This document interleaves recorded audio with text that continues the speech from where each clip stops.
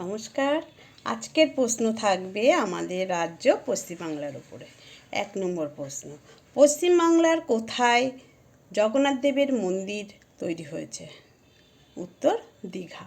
2 নম্বর প্রশ্ন, এই মন্দির কবে উদ্বোধন হবে? উত্তর, 30শে এপ্রিল 2025 শুভ অক্ষয় তৃতীয়ার বুধবার দিন এই মন্দির উদ্বোধন হবে। 3 নম্বর প্রশ্ন, কবে জগন্নাথ ধামের যজ্ঞ হবে? উত্তর, 29শে এপ্রিল 2025 মঙ্গলবার জগন্নাথ ধামের যজ্ঞ হয়েছে। 4 নম্বর প্রশ্ন, এই মন্দির কিসের চমক?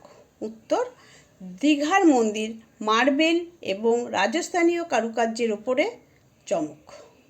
5 নম্বর প্রশ্ন, এই মন্দির নির্মাণের কথা কে ঘোষণা করেন?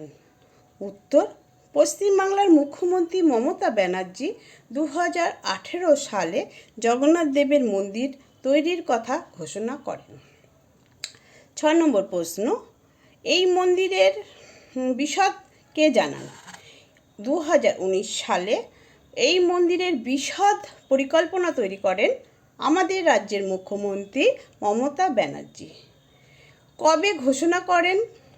2019 সালে 20শে আগস্ট মমতা ব্যানার্জি ঘোষণা করেন এই মন্দির নির্মাণের কথা। যদি ভালো লাগে তবে কমেন্টস করবেন, ভালো না লাগলেও আমাকে জানাবেন। আর আমার কমেন্টস বক্স তো খোলাই থাকে, সবাই একটা করে লাইক করবেন, ইউটিউবে গিয়ে একটু সাবস্ক্রাইব করবেন।